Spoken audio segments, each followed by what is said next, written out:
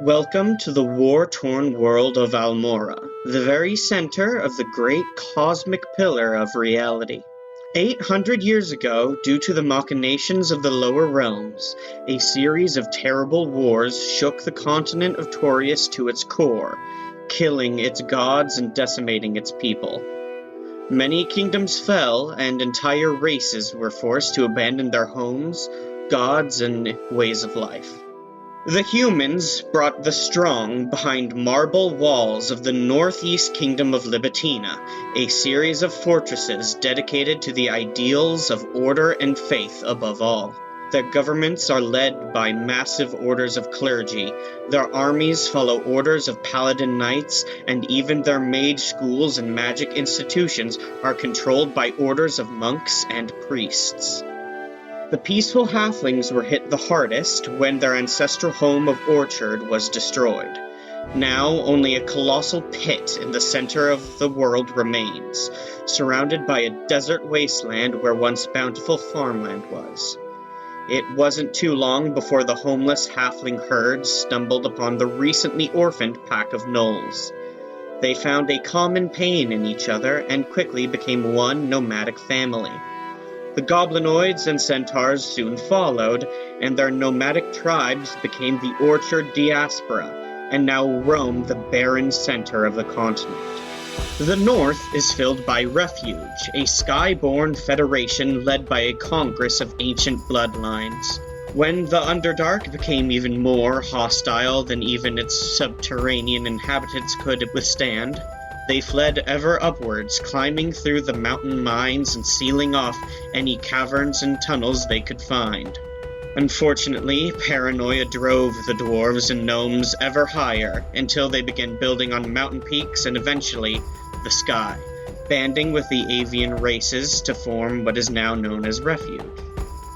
The already isolationist elves were driven into massive walled-off city-states and islands, only taking other Fae-related creatures with them into their citadels, forming the Fae-born Federation of City-States. Now they refuse to leave, citing the wars as proof that the lower mortals will never change, and if they don't protect their own, then the sins of the mortals will drag them all down to the lower planes. Now, seeing an elf is considered by many to be a once-in-a-lifetime miracle, a distant memory only held by a few. The southern tip of the continent is controlled by the dragon-ruled oligarchy of Grayscale and populated by the many reptilian races of Almora, who believe that dragons are the pinnacle of their kind. Now, they exist as one of the most powerful military and merchant forces in Almora, because, after all, who wants to face a dragon? The eastern seas belong to the Red Isles, a small nation of tiefling and beast folk, situated on a series of beleaguered islands on top of a planar rift. This small merchant republic faces an endless onslaught of fiendish forces, always rising from their blood-red bubbling ocean in an attempt to capture the islands and the rest of the world, plunging it into another eternal war. Now, adventurers of all walks of life dive into old ruins, driven by a lust for treasure or ancient relics. The remaining patchwork pantheon answers prayers from every kingdom and any race because they can't afford not to. And the lower planes find themselves under a rule of brand new devils. It is in this world that we find our players. Hi, everybody. Hello. Hello. Hi. This is going to be the first episode of our D&D campaign, also known as Pillar Arisen. We have already recorded an episode 0 that goes into the characters and their classes and subclass a little bit more and goes into the world lore a little bit more than my intro just did. So how about we just jump right into it? Yeah. Okay, let's do a little quick introduction. Rowan, would you like to introduce your character and the name of this adventuring party? Sure. I am playing Jeruselem Estierol, one of those elves that we heard are so rare. And Jerusalem has started a guild called the Braid. Yeah. Lovely. Okay. And Reese, would you like to give a little quick introduction to your character? Hi, yes. I play Lois, or as I call him, Lucky Starlight is his stage name. He wants to be basically the pop star of this world. That's Okay. that. And last but not least, Jamie, who are you playing? Yeah, I am playing Kaya. She is a paladin centaur, Oath of the Watchers, and she is traveling the world to learn more about it for her god. Awesome. All right. And like I said earlier, the episode 0 goes into everyone's backstories a little bit, kind of breaks down what's up with all the races, and goes into not all the gods, but I think most of them. The big ones that the really big ones big that the players subscribe to, pretty much. Subscribe. Yeah. We subscribe to gods. Yeah. Please like and subscribe. Yeah. What deity do you subscribe to? All right. Okay. I would like everyone to roll initiative. Oh, jeez. Right off the bat. bat. Okay. Right. Mm-hmm. Cool. I like that we all just were right off the bat. Okay. Yeah, let's do it. Do it, you cowards. Well, I have a +4 to initiative, so we'll see how this goes. Damn it. Dexterity? Yeah? Yeah. Yeah, that's what I thought. I got a 5. I have a 21. You got a 21? Did you get a nat 20? No, otherwise it would be a natural 20. I got a 21 because I had 17 plus 4. Oh, okay. I'm a fast boy. Okay. I got a 6. Me and Kaya are not doing well. All right. The camera opens up on the port city of Xandria. A little bit of information about Xandria before we jump on in. Xandria is a Grayscale-owned port city on the border of Grayscale and the Red Isles. It's on the southeast shore of the continent, and it is situated just right between the two nations, and so therefore it is a great port city to be receiving trade from the Red Isles, because the Red Isles are constantly in the need of medical supplies, weapons, and all sorts of things to help in their never-ending quest to beat down the hellish forces that rise from the red waters around the Red Isles and besiege them pretty regularly. It's what the people in this area refer to as a low tide kind of day, where it doesn't seem like there's too much fiendish activity coming from the red waters. The water near Xandria isn't as red as it is near the Red Isles because it's kind of diluted, but we get these, the water almost looks like it's dyed a light pink or so in some areas, so we get these clouds of light pink water in the ocean, and maybe some if the current comes in, we get little tiny streaks of red through the otherwise blue water. It is a beautiful day. It is bright blue, not a single cloud in the sky, which is supposed to be a very auspicious omen from the patron god of Xandria, who is the god of the sun, Halo. And we open up on the town square. The area is bustling. It's kind of built into a sort of cliffside almost, so that all the buildings are put in a staggered way, so almost no matter where you are, you can still look out and see the ocean and the beach. This is twofold purpose. One, it's beautiful, and two, you can see if some fiendish demon or devil kind of escapes the Red Isles or veers off course and makes a beeline for the mainland. it doesn't happen too often, but every once in a while, one of them will slip past the Red Isles or just kind of get lost. And kind of the first place they always turn up is Xandria's shores. We cut to in the middle of the town square, which is this big merchant area. The city is full of like these sandstone buildings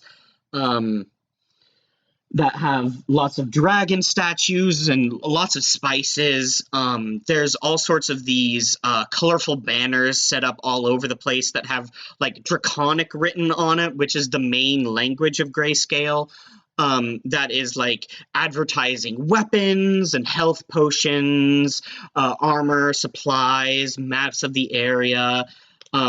Because of all of this area, Xandria is kind of an adventurer's paradise, which is exactly why Jeruselem decided to bring their small adventuring guild / business venture to town, and they've established a small guild hall. But today, Jeruselem, you're not in your guild hall. You are headed towards the town square because one of the messengers, a kind of group in the world that is a combination of mailmen and town criers and like scouts. One of the messengers is supposed to be in town today, and they're going to be doing some like announcements in the center of town, and they promised you that they would give you some insider information before they yelled out the news to everybody else. They're one of your contacts. So Nice. you were headed towards the town square. Okay. How are you doing today, Jeruselem? I think Jerusalem's doing all right. It's good news to have the messenger come in, and he's really looking forward to getting that information because obviously he deserves to get it first anyways. Oh, that's already a good start to the characterization. Great. Grayscale is predominantly Xandria is predominantly a grayscale town, grayscale is populated entirely by the reptilian races. So it is Dragonborn, Lizard Folk, Kobolds, and Yuan-Ti, which are like snake folk. Also turtles. Can't forget turtles. What the fuck is a turtle? It's like a turtle man. It's like, imagine Oogway from Kung Fu Panda. Yeah. But Nice. then make them Basically. way more metal. He was already pretty metal. What? And give them a very short lifespan. Okay. So they're just kind of like, they're So like kind of like Oogway, but if he was not just a plain tortoise and was like one of those actually imagine the scary baby turtles. Yoda equivalent of Oogway. Like if there was a baby Oogway, like a Oh my Grogu equivalent of Oogway. That's my like what gosh. most turtles would be. So yeah, anyway, most of the people in Grayscale are like reptilian. So like an elf is like big news everywhere in the world, but particularly here where almost everyone has scales. So you're getting like a lot of looks as you head through the roads. Like you see some Dragonborn merchants that are like haggling with some kobold fishermen. There is a turtle offering like palm readings from their little perch in the town center. And you see, all sorts of Yuan-Ti, which look like these kind of like dark-skinned like humanoids, but they have various snake features. And the thing about Yuan-Ti is they weren't naturally like this. They kind of got messed up by magic. So sometimes Yuan-Ti will just be like a human man with snakes for arms, or sometimes they'll be like a more Naga-looking figure where they're like a big buff snake man with arms, or sometimes they're just like a humanoid with a little bit of scales. And those are like the main people you see around you. And when you arrive in the town square, you see the messenger, your contact. His name is Tobias, He is a middle, not middle-aged, but not young adult. He's between middle-aged and young adult, so he'd be like around like in his mid-20s. Yuan Ti, he has like tan skin. He has tousled black curly hair that he has like in an undercut where he's shaved off kind of like the back and the sides. He has green snake scales on his cheekbones and arms, where like generally like body hair would be, and he has kind of like lightly pointed teeth and these emerald green eyes with snake slits, and he is wearing the kind of like the white ranger kind of uniform of the messengers. And he is sitting off to the side with his arms behind his head. He has like a fried snack in his mouth as he's waiting for you. It looks like he got here before you. Is it only Jerusalem? It's only Jerusalem. Okay. Oh. So the rest of my gang is not here. No, you came out here on your own. You do not trust them for this. Fair. Damn. Not really the goal of the Braid, but okay. It's just if you travel to a secret meeting with an entire party of people, none of which are the local inhabitants of the city or even nearby inhabitants of the city, people will draw even more attention than you're drawing right now. And Lois can be kind of a loudmouth, you know. And the Kaya's other's not big on lying. Also, Lois, you know that Lois would try to bang your the person you're meeting up with. You know this. You would have brought your butler Crumpet, but someone had to be left behind to watch the guild. Yeah. All right. Okay, Riley, I wanted to ask, do you want us to be going with I or with Jerusalem? Jerusalem. Say in your, speak of what your character does. Like, we are all co-authors. Okay, just checking. Jerusalem goes up then and kind of slides on next to him. Do we know each other than, like, names? Have we met before? Or is this just like a... You have been in town for, like, a little bit, not too long, but enough to get established. Like, you've bought a small building, and you've already made contact with Tobias before he went out on his last run, which has been about a month now. So he's back with a month's worth of news. All right. His name is Tobias. You know him. He has a small family in town with a husband and a couple of kids. Nice. Jerusalem slides on by him and is like, so, do we need to go someplace a little quieter, or are we planning to go under the cover of the noise? We don't really have to, like, dive into an alley or something. I feel like that'd be more suspicious. I think we're all right here. We can just talk. What's someone gonna think about two old friends catching up now that I'm back in town? Fair enough. So what news? It's bad out there. Libitina is all up in arms about some sort of trade disagreement with Refuge. It looks like Refuge kinda took some land that had been agreed to be Libitina's before now.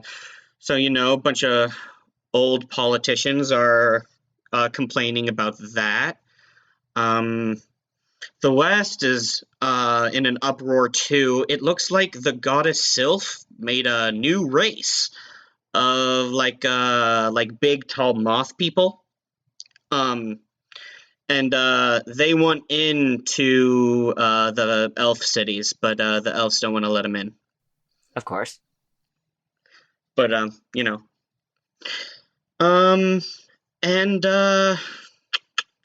let's see. Everything's mostly good in grayscale. Easy does it. It's kind of slow in town, you know how it is, but those are the big things.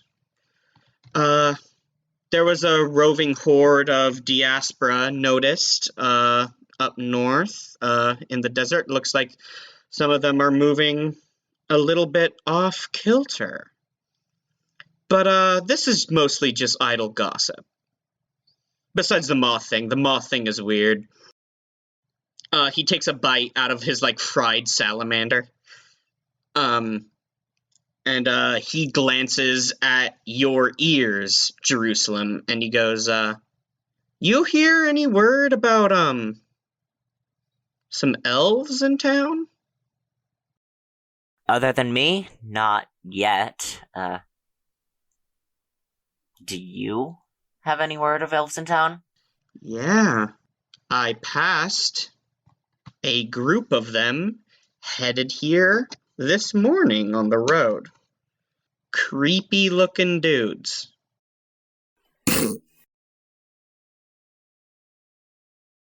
Any other description? Look like you. Pointy ears, tall, whatnot. Wearing bad hats. Just truly awful hats. Not everyone has fashion sense. Were they also moon elves or other elves? I couldn't super tell. I don't honestly know the difference. They looked like they were kind of your color. Like a blue or a purple or something like that, you know. Like I said, they're wearing these bad hats that have these curtains on them, so you can't really make them out too well. The curtains are kind of colored this black, like a black silk almost.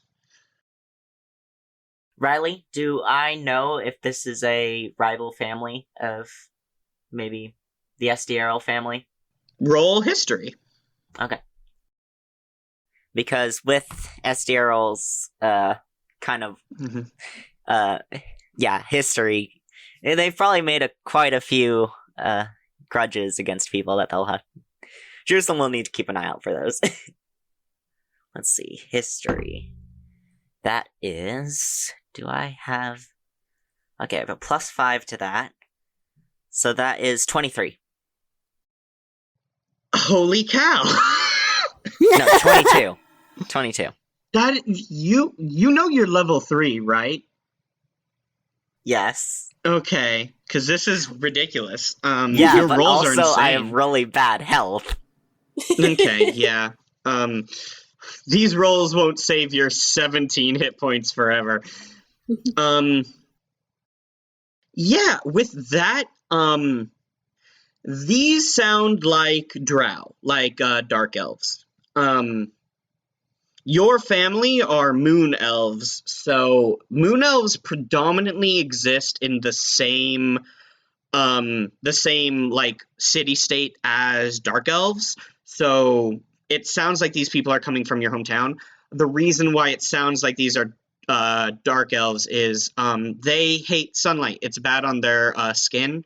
So they will often wear these wide-brimmed hats that have these kind of transparent sheets of silk, almost like shower curtains attached to them, and they go all the way down to the ground. This does two things. It protects them from the sunlight, but it's also considered fashionable to wear these when you travel around outside of the city that you're from, which is Spider's Keep. It's supposed to let everyone know that you're from Boston, basically. It's like wearing an I Love New York cap. Oh my god. And you do, in fact, your family doesn't have contact with a drow family that are known as the... One moment, let me double check my notes. I'm so sorry. Now, is that contact a good or a bad contact? Yes, these are family friends. Okay. They're called the Lumi, and they're drow family friends from your old hometown, is what you would have to guess. if they're coming here, they're probably coming here for you. Yeah. I mean, that was Jerusalem's first idea. He just needed to know whether or not this was someone Yeah. he should like and be ready for. Absolutely. Tobias takes another bite of his fried salamander. It's like, that's all I really got for you. Are you certain? He stretches and kind of does it in a way so that his palm is out in front of you. Alright. Riley, how much do I pay him? I don't know, how much do you pay him? How much money do you give this dude?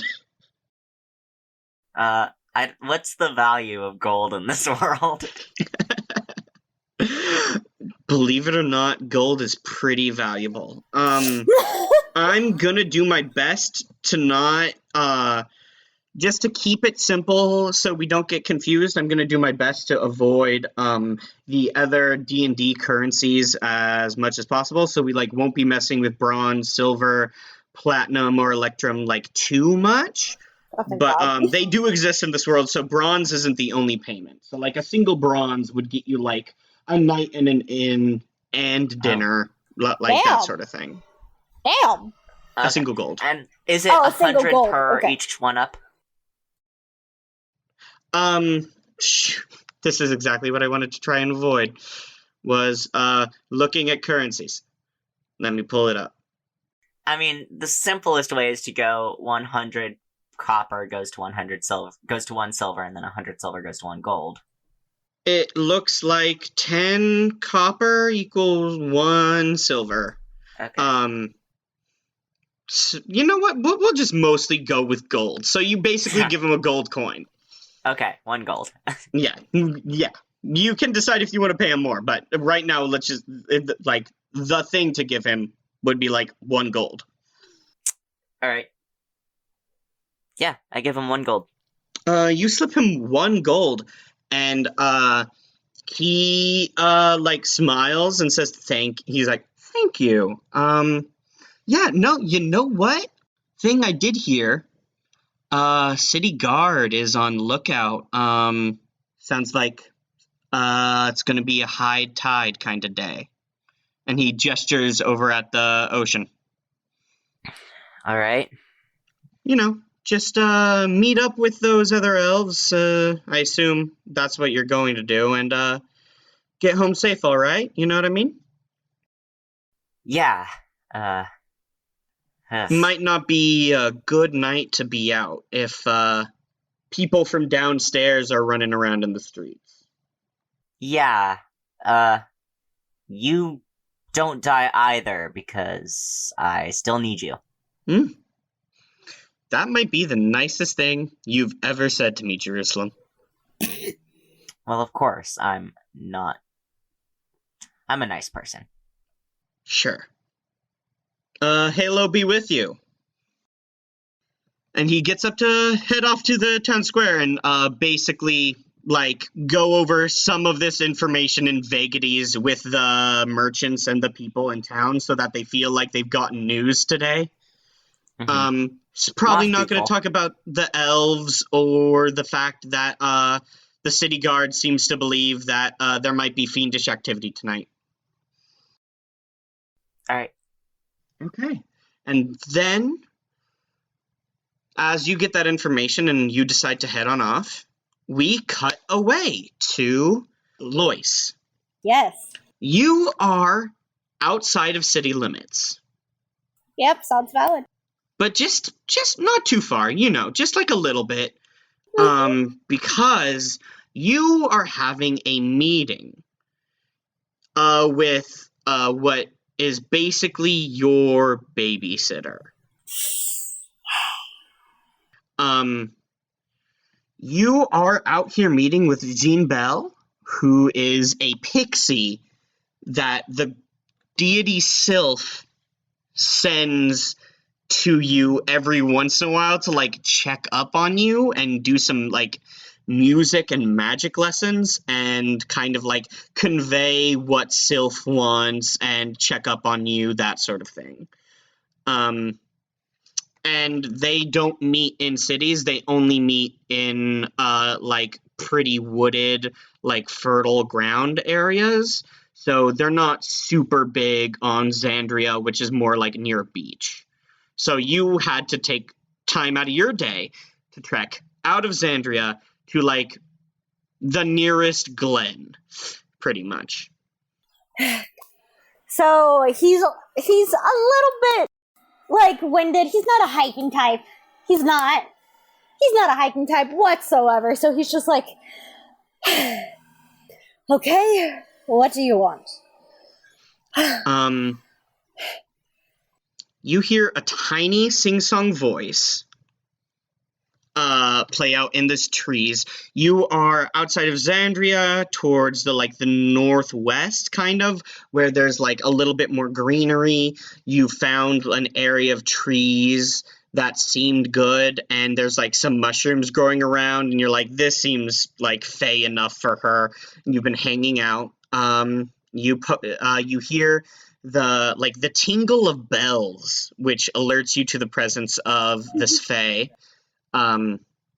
You say that, and you hear like a tiny little voice whisper, "What's the best part about living in an empty world?" For fuck's sake. He rubs at his eyes and he goes, that you can fill it with whatever the hell you want? You can fill it with whatever you want. And this tiny, tiny little figure darts between two branches, and you see like some sparkles fall from where they darted, and it hits the grass, and where it hit the grass, these flowers begin to bloom. And as they blossom and grow at incredible speeds, moths fly out of them. What did Sylph do? Sylph has a new child. Sylph has a new favorite.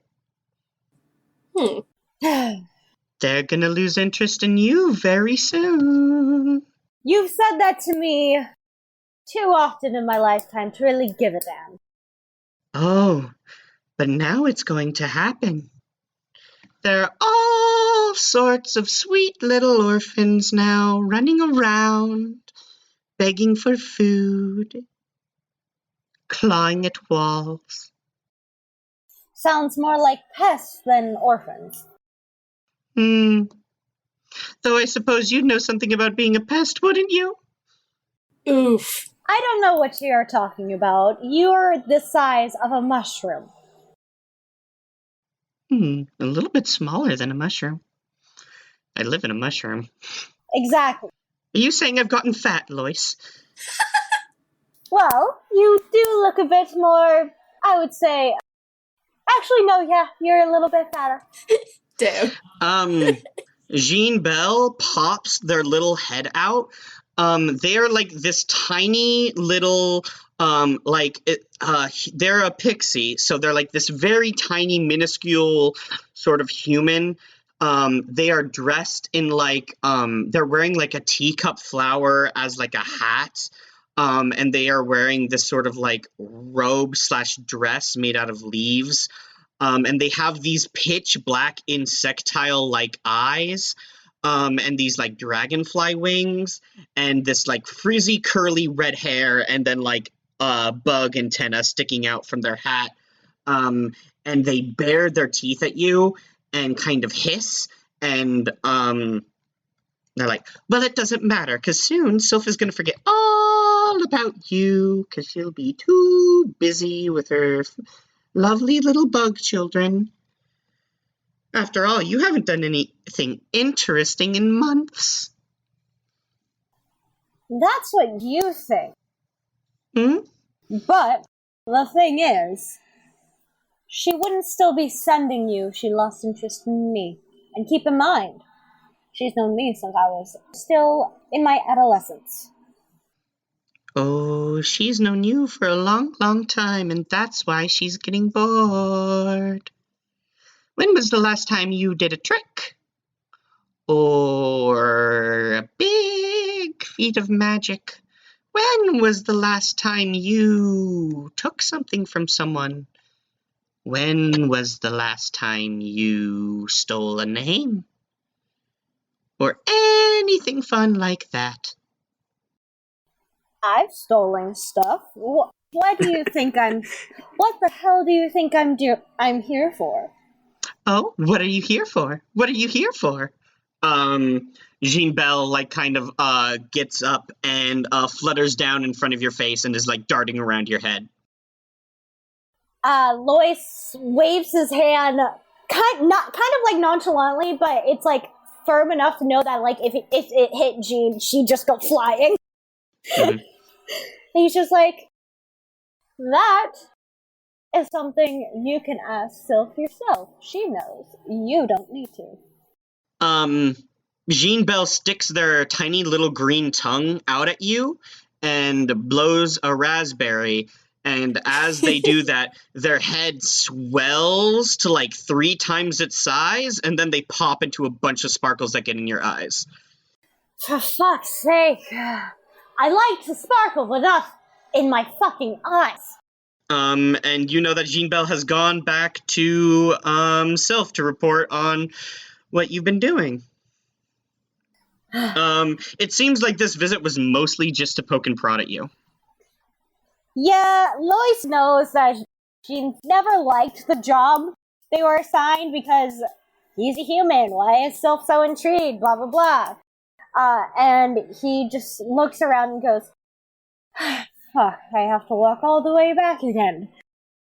Fuck you, Jean. And he just starts making his way back to the city.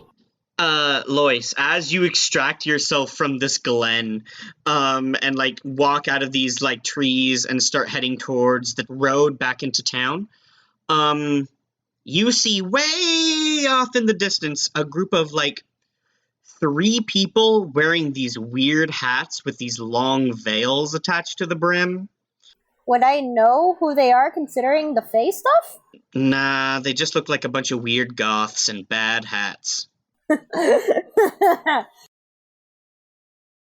Interesting.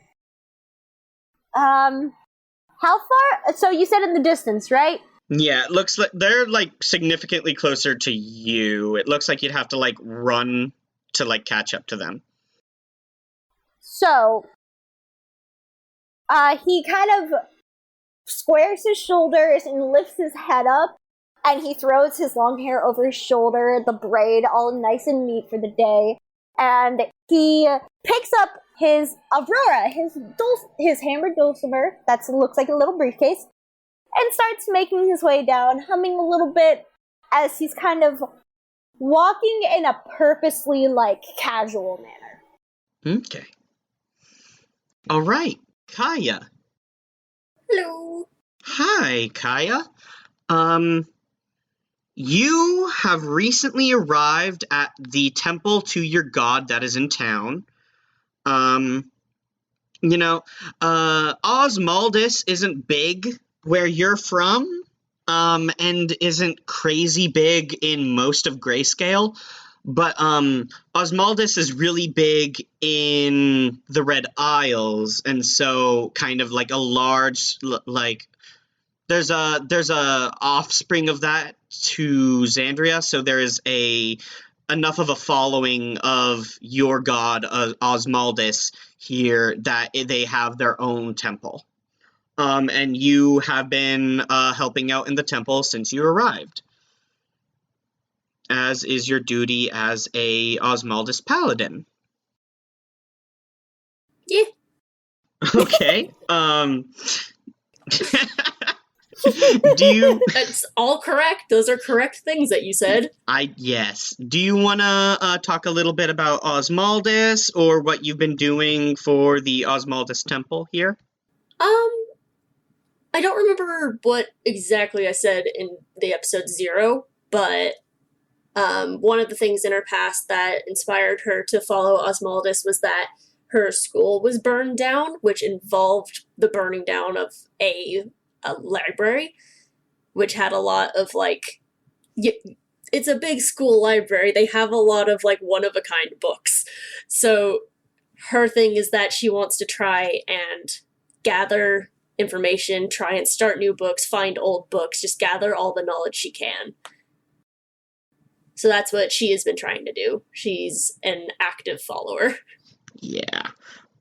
Which is great because the Temple of Osmaldus has a very close relationship with the Library of Xandria. Because the head librarian, Lucy Feltscale, her big sister, Lyra Feltscale, is the high priestess of Osmaldus in town.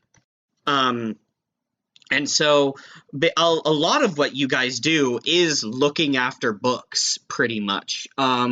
Reading through books, listening to people. Osmaldus has this weird tradition that's kind of like a confessional. But instead of you going into a box and admitting any sins you've done recently to a priest, people come and say, like, cool stuff they saw or learned recently to, like, a priest. So I That's imagine pretty cool. you've kind of been doing that a lot lately. Oh my gosh, that would be so good for ADHD people. You like, there's like a box you sit in. It's not closed, but there's like a little box you sit in. People will walk up and be like, I saw 3 birds fighting over a dead rabbit out of town, and it was wild. And then they'll walk away, and you have to write it down. I imagine the box, because I am a horse, is less of one of those confessional boxes and more of, like, just a stable. It's funny, like, you don't fit in it. Because you're a centaur. It was not built for your, like, body type, so you really have to squeeze in. And I think that is where we come in. Like, that's where the camera finds Kaya is crammed into this weird confessional box thing that she does not quite fit in, and there is a kobold here that is, like, telling you about some weather patterns that they observed, and you're writing it down. Are you, like, paying close attention to this, or have you, like, zoned out at this point? She's trying so hard to pay attention. It's like when you're in class and the teacher said at the beginning that some of this stuff will be on the test tomorrow, but you don't know what parts will be on the test, and it's all so boring.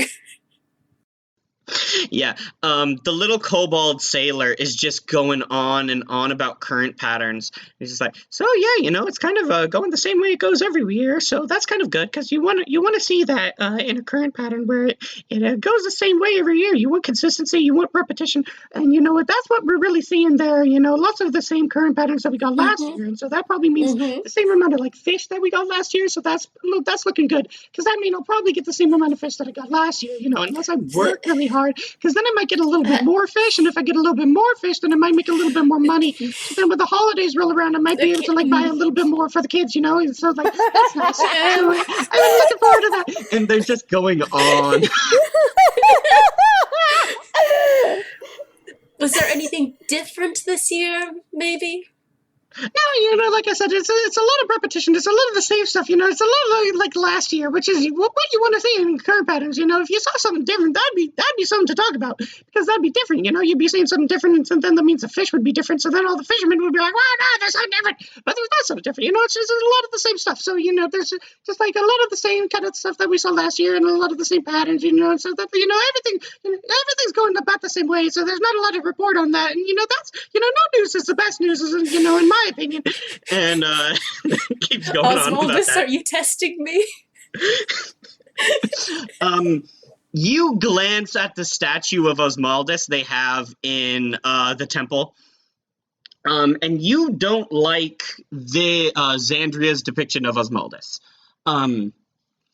The gods, because they have to appear to all the different cultures and all the different races, they're even more kind of multifaceted and, like, multi-formed than ever before.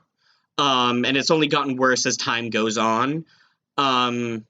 kind of like the Greek or the Roman gods, where they're like known for shapeshifting, taking different forms. So while every kingdom and every race worships the same set of 9 gods, they all have different ideas about how to portray them and what they look like.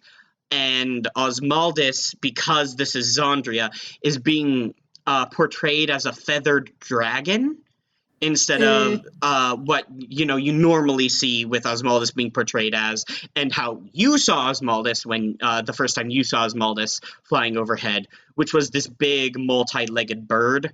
Multi-winged bird. Yeah, a multi-winged bird. Zandria kind of imagines Osmaldis as like a dragon, but like if a dragon was like covered in feathers. So a bird. What is a bird besides a feather? It's like a feathered reptile dragon with like 4 legs and like bat wings, but the bat wings have feathers, and like a long dragon tail, but the dragon tail is covered in feathers.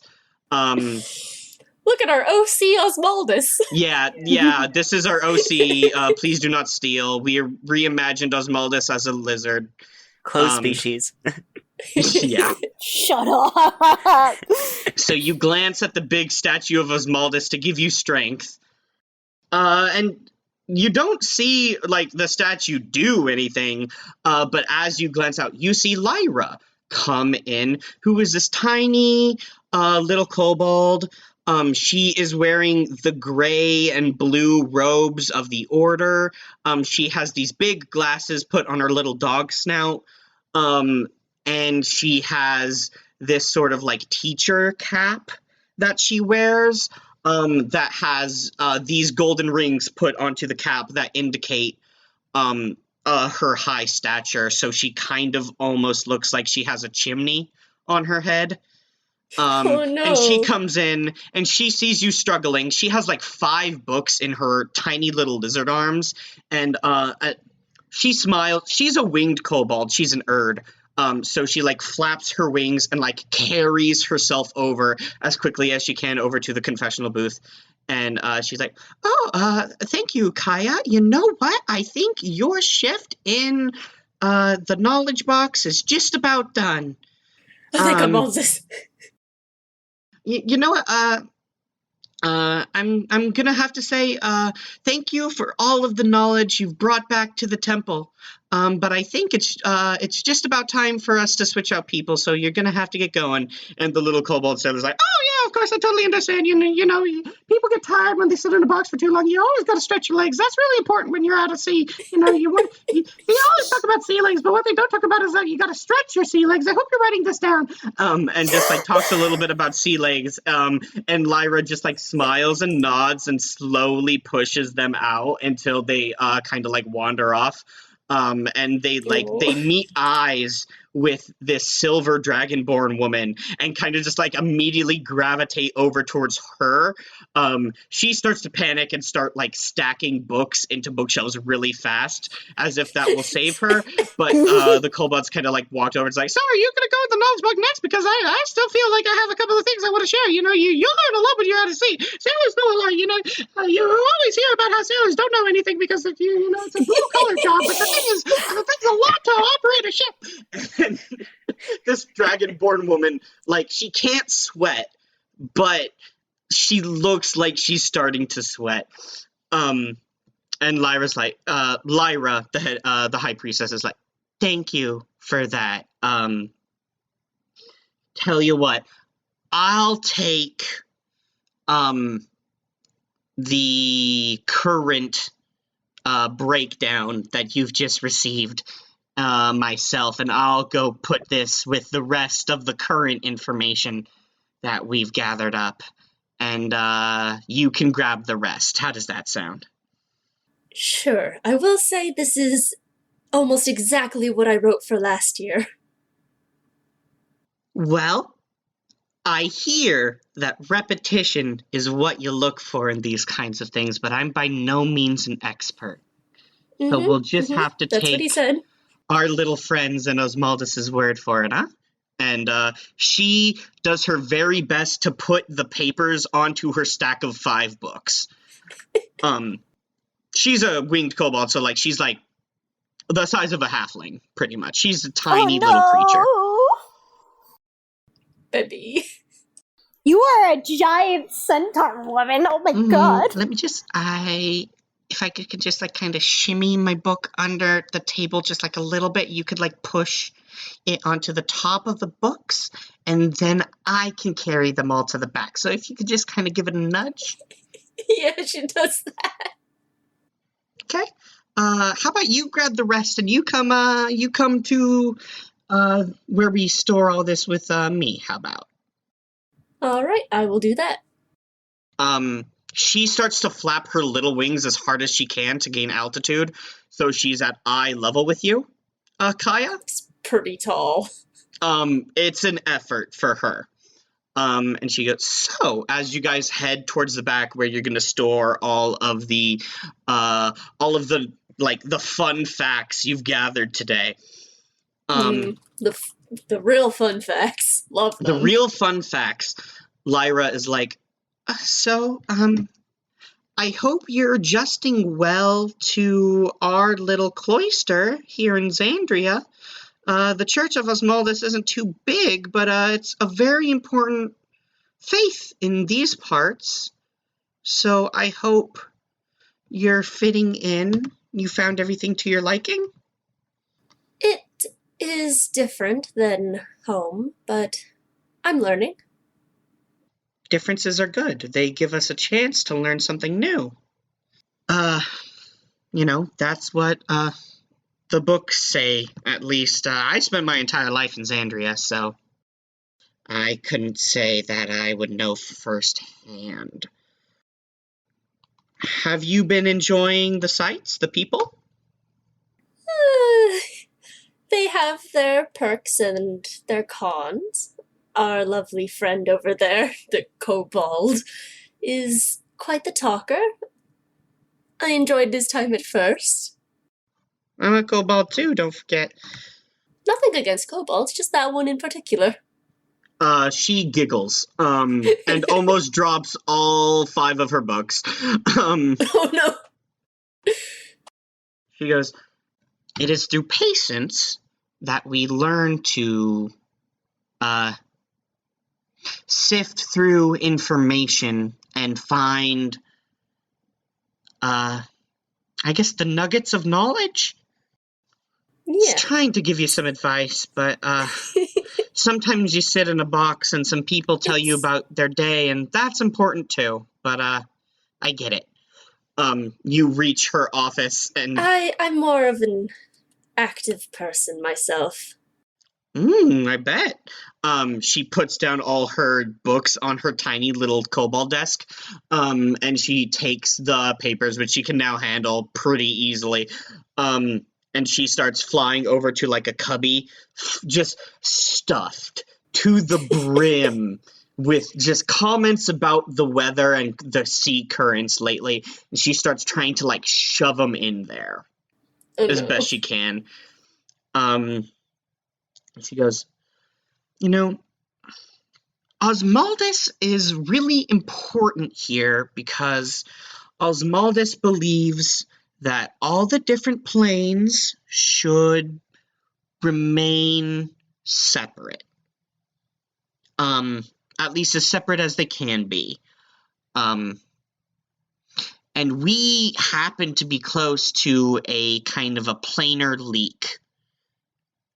So Osmaldus' faith brings a lot of important people here to do a very important job, which is protect the people that live here from things that don't belong, that are dangerous.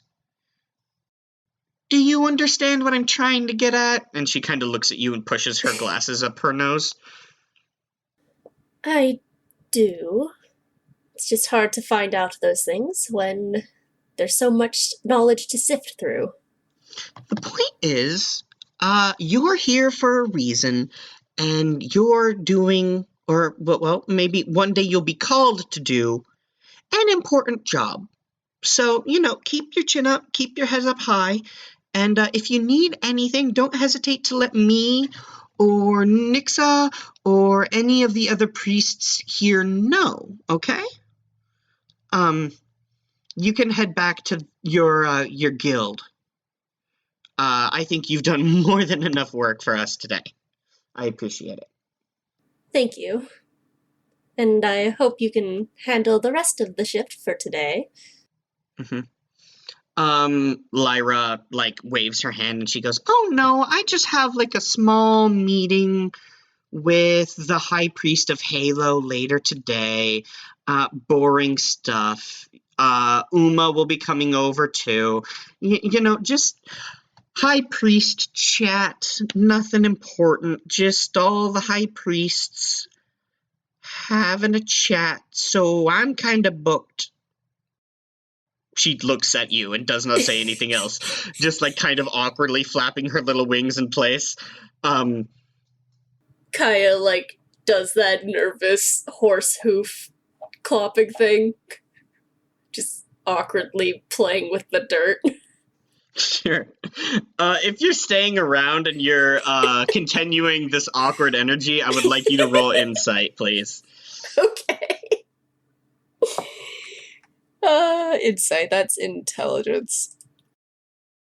Mm-hmm. Oh, I don't have any of that. Interesting. 17. You get a 17 anyway. Yeah. It's a rare occurrence when all of the high priests in an area get together and they talk about something that isn't important, I would say. So, that's a little suspicious. There's probably something important going down at the temple tonight. Okay.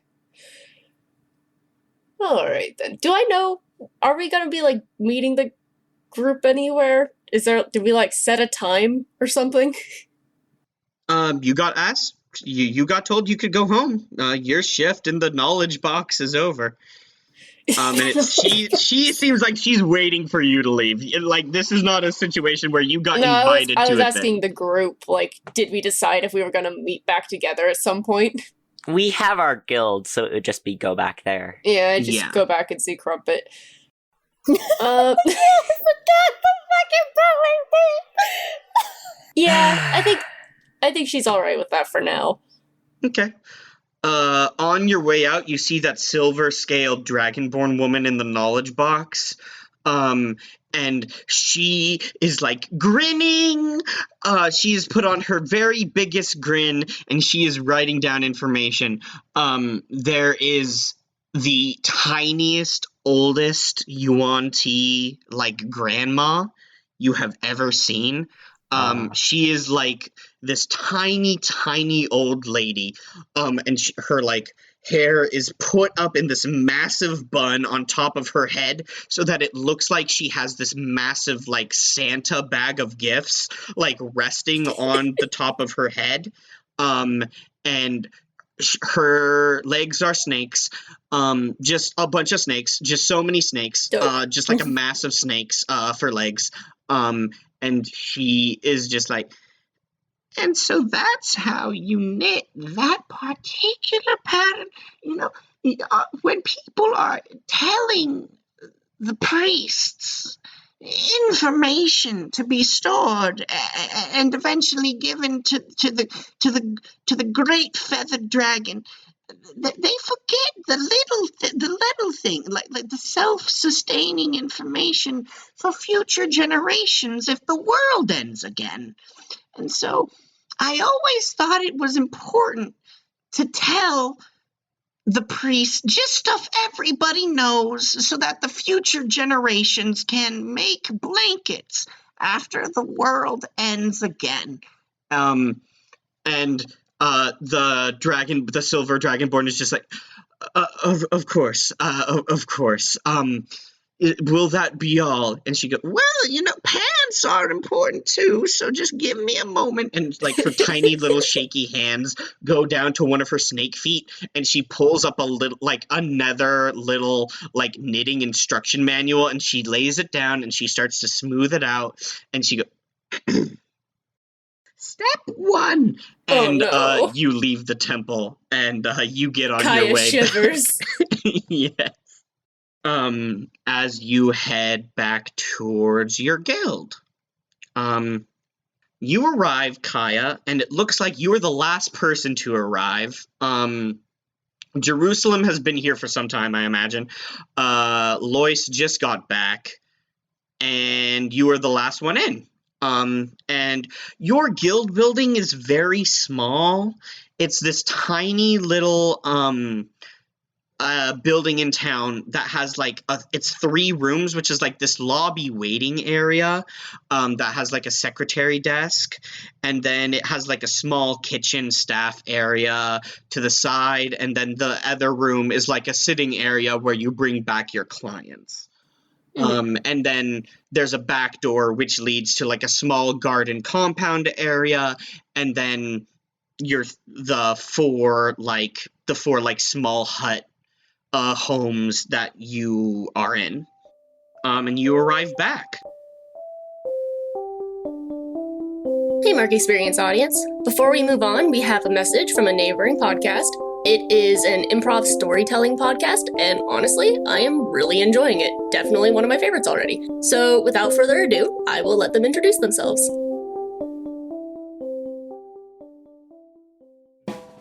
Do you like D&D? But you want a break from all that D&D? You should listen to Story Jazz. It's an improvised narrative podcast where we tell stories and we don't roll dice or have rules, so anything can happen. Story Jazz is hosted by 2 young writers, tragically separated by an entire ocean. I'm Softy, and I'm out in the middle of the American desert. And I'm Sam, and I'm somewhere deep in Central Europe. It's so mysterious. We put out a new episode of Story Jazz every 2 weeks on Thursdays. You should come check us out. We love you. We love you. Hello, everyone. Lois, who is he's still a little winded, but he's lounging, goes, Lois's face is covered in like multicolored glitter. By the way, Kaya. he goes, Kaya, great to see you. How was your day at the temple? Heard anything exciting? Well, remember the one about the currents? Yes. He came back today, learned just about the same thing. And he keeps coming back because... He seems to think that consistency is important. Which I respect, but also, please, I can't do this every year. This is why I don't deal with that knowledge stuff unless it has something to gain for me. That I'll leave up to you, you beautiful, beautiful woman. So what about on your end? Work just as bad? The stupid fucking pixie. And that's all Lois is gonna say about that.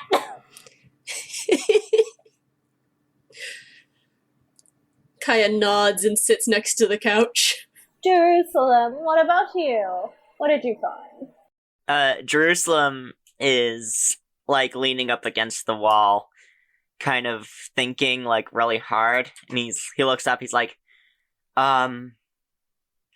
we could have company today. Oh? Yes, it seems, possibly some drow might be on their way to see me.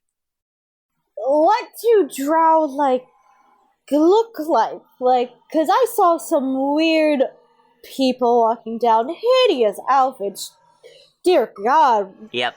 Oh, well, I saw them. There's 3 of them, to my knowledge. That's what I remember.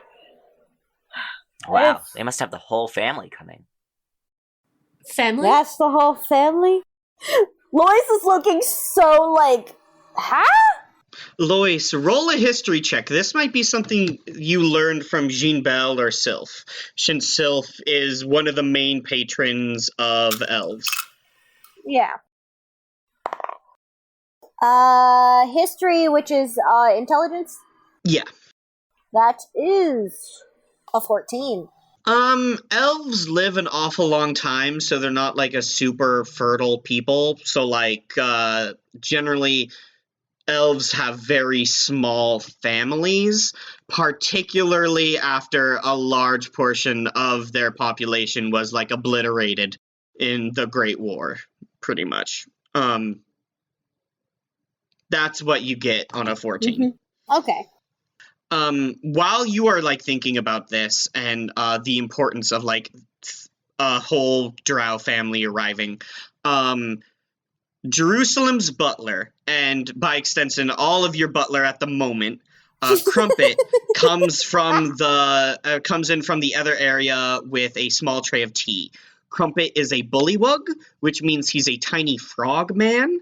And he is dressed in like fine elven finery, like butler finery, but shrunk down very, very small to fit his tiny little frog boy frame. And he has been in Jerusalem's family for a while, and Jerusalem took him when Jerusalem struck out on their own. Because it's expected that like everyone kind of has like a servant or like a staff, pretty much, because they're all supposed to be like business owners or money makers of some kind. And Crumpet comes in with a tray of tea, and he's like, hey guys, how's everything going? Tea! Riley! The mood in here is, pretty grim. Just, somebody died? He starts passing out tea. I'm sorry. Oh my god. This is your guys' butler, Crumpet the Frog. God. And Lois just one arm draped over his eyes, tasting tea, and goes, "What would we do without you, Crumpet? You are the saving grace in this city." I imagine, Master Lois, you'd have to make your own tea. How dreadful. And he walks over to Kaya. Shall I get some scones, or shall I play some music for everyone while we wait? Tea would be lovely, Crumpet. He hands you a small teacup. Now everyone has tea.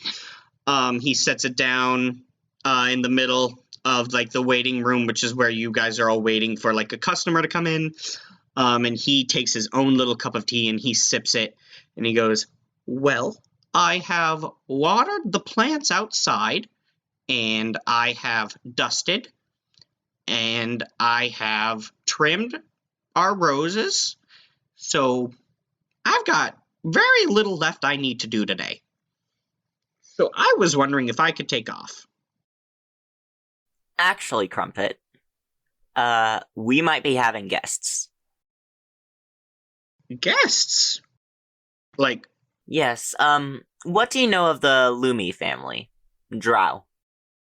Crumpet is going to make a intelligence check. Riley, what's Crumpet's intelligence? That's a secret. Come on! What if he had, like, okay, but what if Crumpet was the big bad evil guy and he had max intelligence because he's secretly been an archmage this whole time? I can't let you know. Then you wouldn't be rolling! I guess we'll find out with this roll. I can't let you know that he has a plus 15. So That's not possible! Crumpet's stats will remain secret. Whack. He takes a sip of tea and he goes, "Absolutely nothing."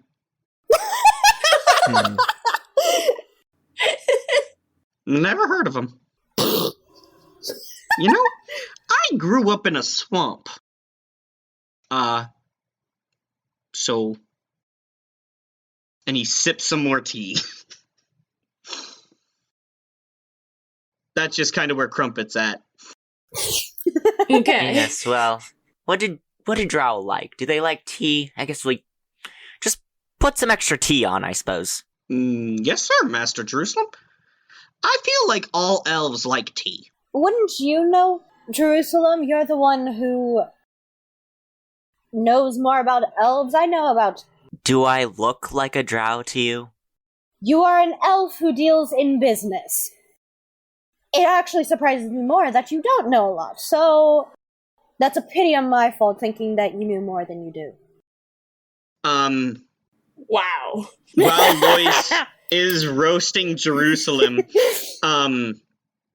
there is a knock at the door. And Crumpet goes, well, let me just go get that door for you guys. And he wanders over and he, gets up on the ends of his little flippers and he opens up the door and he steps aside and he goes, "Welcome to the Braid. Ladies and gentlemen, make yourselves at home. I'll go put on a little bit more tea." And he kind of walks off and he's humming. He's like, While Crumpet was answering the door, Jerusalem just really quickly smoothed out his clothes, his hair, and then looked like he was doing absolutely nothing in the corner.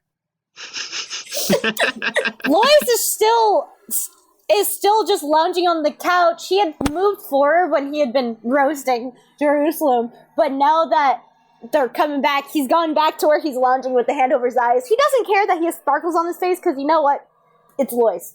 He has... Oh yeah, Jerusalem has been avoiding getting near Lois for that reason. Lois, you recognize the three figures that you saw out of town.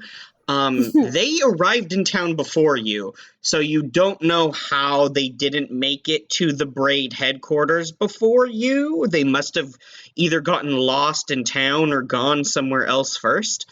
But they slowly slide in.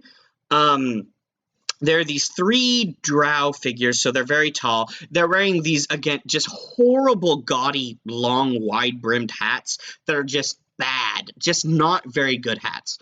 That have these black silk veils attached to the wide brims.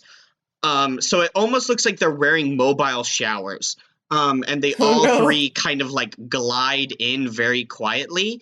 The last one in, the door closes itself behind them without them reaching out from behind their veil at all, or anything at all. And the one in the lead, kind of glides forward a little bit towards Jerusalem while the other two kind of flank them and goes, "I imagine that this is the Braid, the guild owned by one Jerusalem?" Jerusalem pretends to be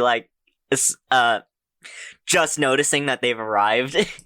Jerusalem's "Oh, yes, that would be me, Jerusalem Estiero." Do you get up to shake hands or anything like that? Do you bow? He kind of so he was leaning up against the wall. He kind of steps up. When he says Estiero, he kind of brings his hand in front of him, which has his ring that shows his family. But other than that, he hasn't had a confirmation of who these people are. They might be the Lumi family. He doesn't know. So he's not going to bow just yet. Yes. Until they've introduced themselves. "We are the Lumi clan from Spider's Keep.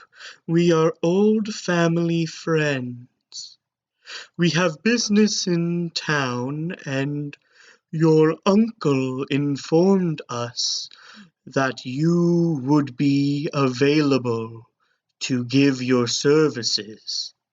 Did he know? "At a discount, I imagine, due to your family's long-standing history." Yes, well, we'll have to see whether or not, my uncle...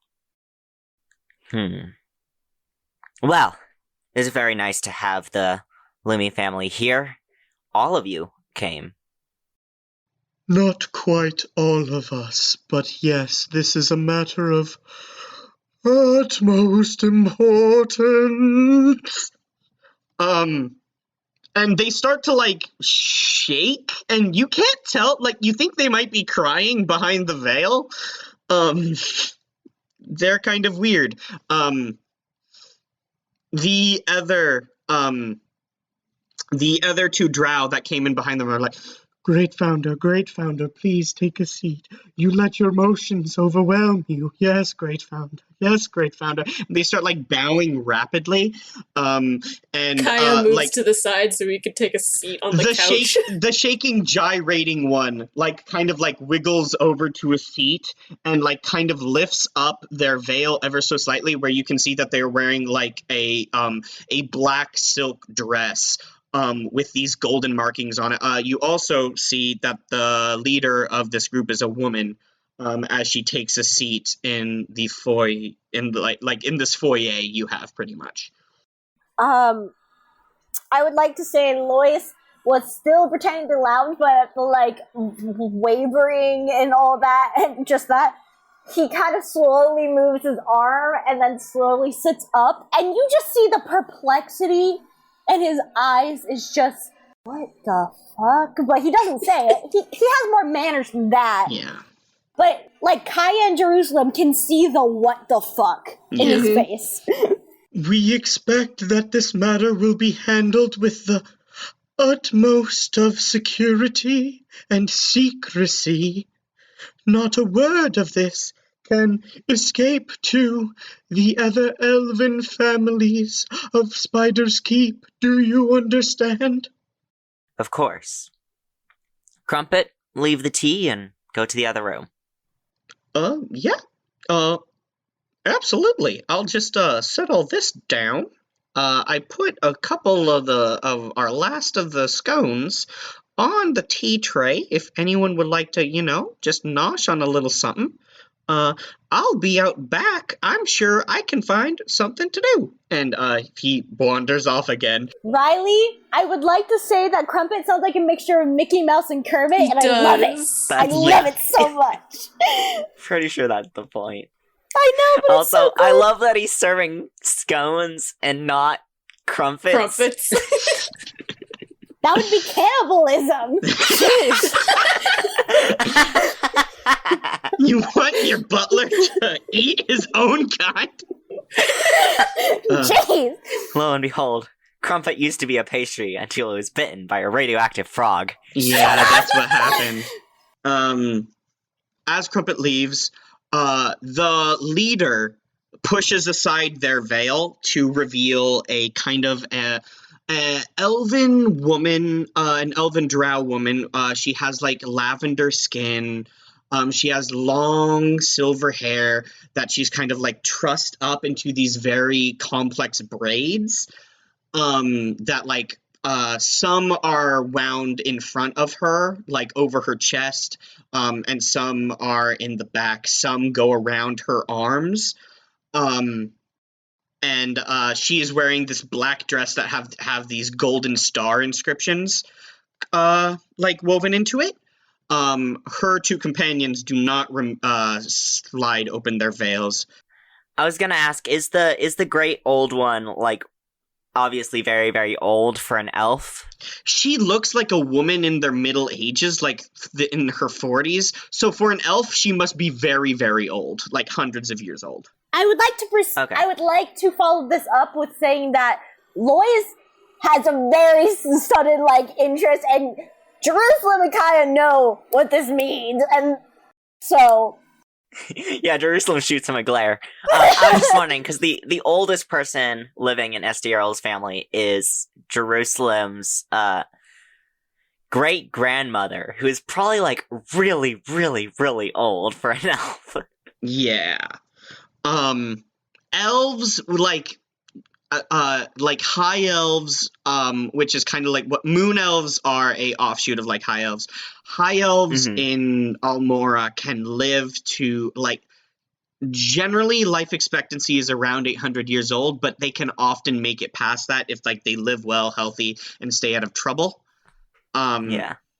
So like the oldest known elves that like mess around with some stuff can live like to be like, they saw the Great Wars that like ravaged the continent 800 years ago.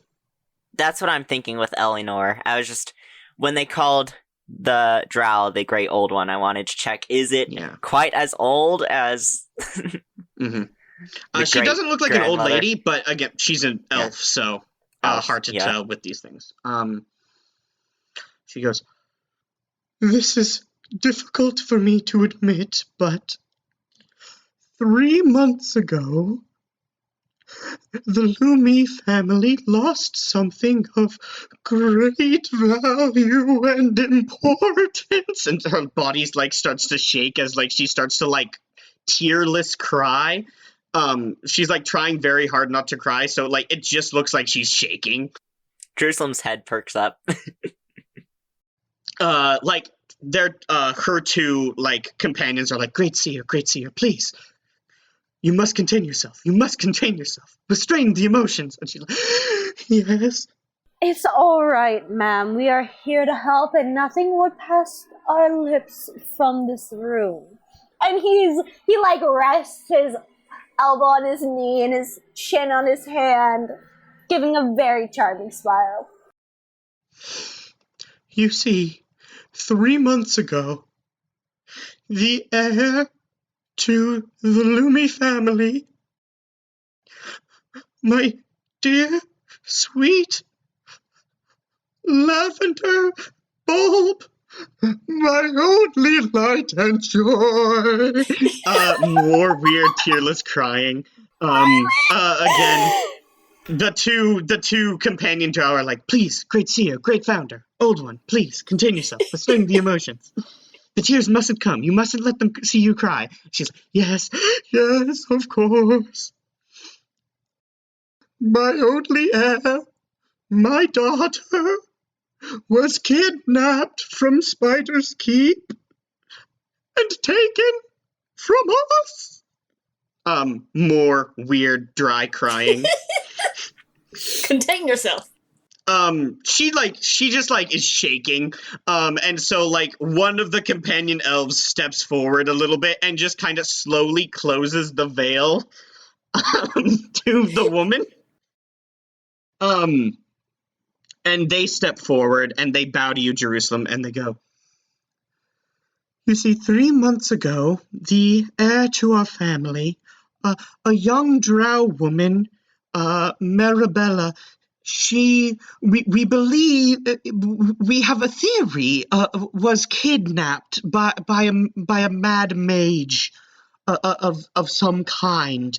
We unfortunately didn't see anything that happened, but they were found missing upon the artificial moon's rising when they were supposed to go star-seeing with their mother, and there was no trace of them for some time until we found that Spider's Keep, one of the teleportation pads that should connect all the Feyborn city-states, had been tampered with.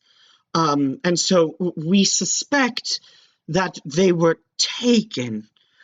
The pad had been activated against its routines and had been forcibly accessed to Greenwill. And from Greenwill, after we had chased the person down to Greenwill, someone left the city walls of Greenwill and took a boat to the swamps and made their way east. We've been doing our best to track them, but it's been hard going. Last we heard, they had been making their way hard east. We believe they were kidnapped by someone in Grayscale, or, Lord forbid, some sort of heathen fiend blood sorcerer from the Red Isles may have taken her. And last we checked, based on the timing, she and her captor would be in this town, we believe. We require assistance finding her. We are afraid that if the kidnapper were to see us, they would know that the jig is up, and they would make a break for it. We're afraid it would be better for a third party of No little renown, just sort of nobodies that no one's ever heard of or seen of, but with the skill to sort of strike down some sort of mentally addled creep and rescue the daughter and bring her to the Great Seer. I would like to say when they say like the nobodies, Lois, who was taking a sip of his tea, hides his little like snort in the tea, while side eyeing Jerusalem. Jerusalem just like slowly scowling. Obviously, the Lumi family has had a shall we say unique relationship with the Estiero family's businesses over the years, and so we expect a level of consideration on the pricing and a degree of confidentiality that we would not quite receive were we to seek out, say, another adventuring guild. Of course, this is more than just mercenary work, especially when it comes to the Estiero family, and I would not want to, say, burden any of the friendships that our families may have. That being said, let's see here. A mage snatches the daughter and hops off here. Any other information? What signs of a struggle? Information on that said mage? None at all. None at all. We didn't even know she had been kidnapped. The leader of the group, like, shakily goes like, her things were still in her wardrobe, and her wand was set on the nightstand. What? Her star-seeing glass that I had given her for her 50th birthday was untouched. I would like to ask, what does she look like so that we get an image of who we should be looking for? Beautiful. His eyes like glimmer when she says that. He's just like, a flower of elven youth and prosperity, a blessing of sooth. The drow that had been speaking up to this point points out like a young drow woman with long curly silver hair. We don't know what she would be wearing at this point. She is much like the Lumi family, a stargazer by trade. She is supposed to inherit the family's role in illuminating the eternal night of Spider's Keep. That's all we can say, I'm afraid. I have no personal opinion due to her beauty, but that would probably be a factor that their dear mother would relate. And the mother's like, she is the light of 1,000 moons. Just vibrating, just true, like, just... Jerusalem leans into the other drow and is like, there's not too many elves around here. I'm sure I will recognize her. They bow, and kind of like one hand comes out and lifts out the edge of the veil. Jerusalem, you see like a young half drow, like a young half drow boy who kind of like looks at you very appreciatively and like nods and goes like, we appreciate your discretion and price consideration for the future.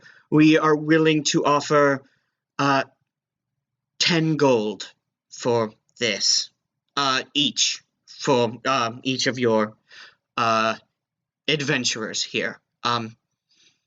We will not be paying for the butler services. and Lois gets up to his feet and goes, as a paragon of beauty, blessed by Sylph himself. Of course, it would be a shame to just have her be gone, especially when she's the head of the family. And he's just taking, like, laps. Kaya's eyebrows shoot up. Y'all know this. The older drow woman, like, extends her hand out from her very bad hat, for, like, a kiss on one of her rings. Lois. Lois, bends down, and kisses the rings and gives a very charming smile. Her ring is Riley, like... you don't just bring in a MILF, like, come on. I'm sorry, episode 1, and you brought in a MILF? That was your bad. That was on you. Her ring is like this gold signet ring, and inset into the center of it is a obsidian, like, marble, that you can see, like, is set into the ring and can be rolled around and moved, and inscribed on it, like, scratched into the marble, is the continent of Taurus, and, like, all of the continents, along with, like, a star map. Like, this is a small globe of Almora, like, set into the ring where you kiss. A lovely ring, madam. I see you are of excellent taste. It'd be a shame if something were to happen to it. I know, that's what, like, Lois is thinking. But not right now. Jeruselem, you keep fine company. And withdraws their hand. They go, we will be staying at the nearby inn. I believe it is known as the Fat Salamander. The half drow boy that is accompanying her, like, nods and goes like, we would appreciate all haste. Payment will be given when you bring back, the seer's daughter. 10 gold, 30 gold but to be split, between the three of you. Of course. If you could get to us, we will be at the nearby inn, the Fat Salamander. We would like to leave as quickly as possible. Yes, of course. Yes. While we're on the subject, you say that this Maribel is the heir to your family. Is she really worth only 30 gold to her mother? I imagine... at this point, the young half-drow's face kind of hardens a little bit. And he goes, I imagine that there would be no limit of emotional value that the seer would place onto her only full-blooded daughter, who would be set to inherit. Oh, I'm sure. The family's role in illuminating one of the many Feyborn city-states. However, the price is believed to be taken with some consideration, partially due to these being family friends, of course, and Of course.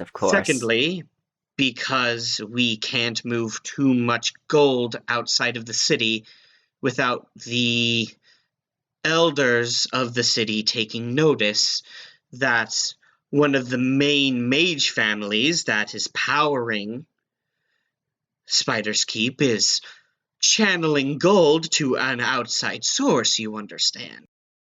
Oh, of course, but we're friends. It just gave the impression that perhaps the Lumi family was more hard off than I thought. You guys are whack. But of course, this is all as family friends. I wouldn't dream of bartering for your daughter. I just wanted to make sure that everything is doing fine.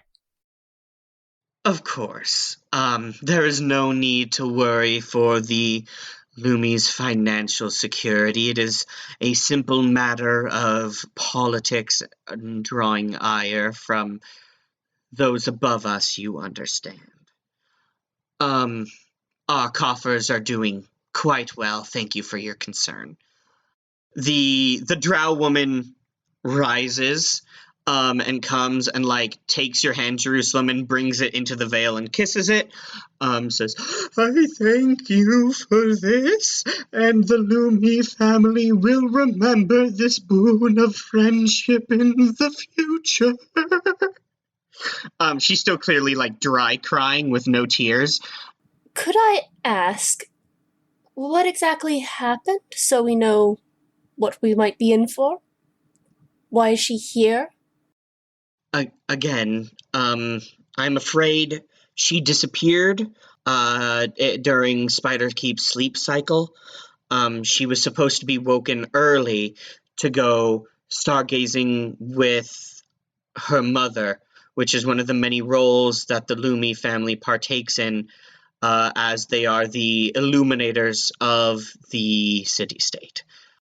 And there was There nothing was- to cause her to run away or anyone else seeming suspicious? My darling lavender bulb could never. She was perfectly happy.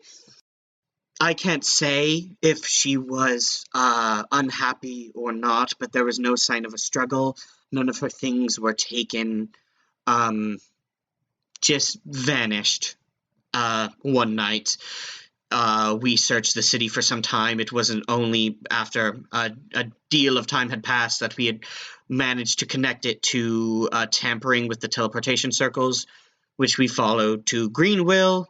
From Greenville, we investigated the city, but soon came to hear of word of someone leaving the city and taking a boat towards the mainland, heading east. And we have yet to see a sign of her or her captor, we imagine, since. But magic would have to have been involved to activate the teleportation circle. Thank you. I apologize if I seemed unsensitive. Just any information will help. And of course, she was happy here, ma'am. She was happy at home, ma'am. It must be something dreadful that took her away. You suck up. Lois, what did you get on that charisma check again? I haven't done that yet! Oh, yeah, Lois, roll me that charisma check real quick. Okay, would I add anything else? Just charisma? It's just your charisma, just a flat charisma roll. This isn't persuasion or anything like that. That's a 17. Okay. She, like, you can't hear her, like, smut, like, do anything, really, but, like, she seems to, like, stop, like, vibrate dry crying, and she kind of, like, extends her hand for another kiss. Which Lois clearly gives freely. Yeah. Jeruselem, you keep such lovely company. He reminds me of one of my own personal favorite attendants back home. And she, like, pinches your cheek, and then, like, glides towards the exit.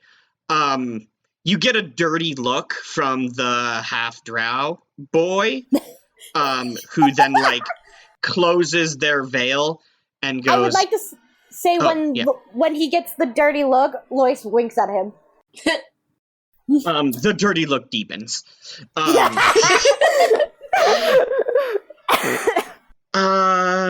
Lois, actually, could you roll a perception check real quick? Yes. That is wisdom? Yes. That's a dirty 20.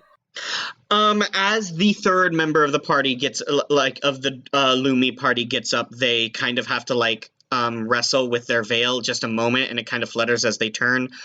They're also, like, a young half-drow boy, and they go and they follow out the older drow woman out the door, and they, like, all bow in unison once they exit the door and head off, towards the Fat Salamander, a nearby inn. Lois turns to Jerusalem and goes, "It's not often you see drows with half-drows, especially with one such high family as themselves." Yeah, they're normally more common with moon elves. My uncle's one too, as well. Probably why he sent her over here. They did also say full-blooded, so I think there might possibly be some family problems involved, but we can't be sure of anything. At least not yet. I mean, what I think is Fancy Mage comes in, dazzles this little sheltered girl, and they run off together. We'll see. Well, why don't we just find her and ask her? Yeah. Of course. I mean, as much as the family went on and on about this mage and his, I guess, scoundrel. Anyway, dramatic as elven families are. Oh yes, I know much about the dramatics. Mm-hmm. Anyway, Crumpet, Just the awkward tension as Crumpet, please come in. Crumpet comes on in. He's like, oh, hey guys, how did it go? Do we have some new customers? We do. We are looking for a small elven girl. I'm gonna be honest, I could hear a lot of what they were saying outside. They seemed pretty intense. The head of the Lumi family was very distraught at the loss of her dear darling daughter. you don't have to keep sucking up. They are not here. I'm not. She was a very bewitching woman. For sure. See, the funny thing is, Jerusalem lets Lois do this because it just means Jerusalem doesn't have to be the one to try and suck up to them. Yeah. Okay, but half of the time, Lois was trying to get to sleep with them. So, we're gonna see how this goes. It's also Riley's fault for bringing in a MILF. Episode 1. It is Riley's fault. In my defense, I thought the voice would be so ridiculous you would leave her alone. You really thought that? Huh? I didn't even talk about how she was hot. I just said she was an older elf woman. I asked how It doesn't matter if she's hot, Riley. It is someone that Lois could fuck. One moment, Yeah. I'm gonna roll for it real quick. How hot is she? Yeah, I'm gonna roll. Don't forget to add her charisma to that. Yeah. I will. Oh, okay. She's like pretty hot. Okay, so MILF. Absolute She's not like MILF. like the most attractive woman, but like she's attractive, you know. That's enough for Lois. Yeah, you know, in drow terms, that's like... Yeah, she's an elf, so that like gives her an advantage. Does she Yeah, have a face? Is she down? Good. Does she have a face? Is she charmed by Lois? Both of those things are yes? We good. I never should have let Reese play a bard. You really made a mistake there. Reese warned you too many times. I did. Okay, I so- very much warned you. Crumpet's like, oh, they didn't eat any of my scones. She was crying a bit too much to eat. He eats a scone and he goes, so are you guys taking off now, or are you gonna wait for later? Should I come, or should I hold down the fort? Well, You know, another... old Crumpet, something of an adventurer himself. No. I got a spear out back. Another tip I got from the messenger was that there might be a high tide tonight, so I think you should keep in here. We all heard that he said he has a spear out back, right? Y'all would know that his spear out back is like a pointy rock tied to a stick. Okay, I was like... It's a bullywug like spear. This is a tiny frogman. Yeah. He goes, all right, I'll hold down the fort and make sure none of the creepy crawlies get on in. I'll have dinner waiting for you. Jerusalem grabs a scone and is like, and bake a couple more of these. Yeah, these were the last of our scones, so I guess I'd have to go get some more. But yeah, I'll have dinner waiting for you when you come on back, and more scones. If you could make some fruit ones, that would be lovely. Absolutely. You know, my mother's recipe actually involved flies, but I can replace that with fruit. I can replace that. Please. I can make some substitutes. The fruit would be lovely, Crumpet. Cool. And he like goes and gets his tiny little coin purse of the money he's allotted by Jerusalem, and he like goes out to go buy stuff for dinner and like scones, I guess. Okay, I'd like to flat out say Jerusalem does not underpay. Yeah. Yeah, no. I don't imagine he's paid as much as you guys, though. No. I mean, Yeah, yeah, but he's at the not same underpaid. time, Jerusalem does like having a lavish lifestyle, and in order to do that, Mhm. you have to pay your butler well. Absolutely. Okay, so... Happy servants, happy home. I also thought it was really funny when you had me pay that messenger 1 gold, because I have 165 gold. Oh Nice. my gosh, rolling in it money bags. 164 now. I have 155, so I'm right under you. We're like, man, we're rich. These are probably my school savings when Yeah. the school burned down. I have 155. You are kind of getting underpaid by the Lumi family, like, Yeah. not insignificantly. Yeah, I- Jerusalem was very, like, Yeah. 30. But in Lois's mind, money's money. He can try to possibly steal the ring, possibly, or get down with the daughter. Do not steal that ring. Lois tried to swindle Sylph, so that's... Yeah. Yeah, don't do that. But yeah, Jerusalem's like, we'll talk later once we get the girl.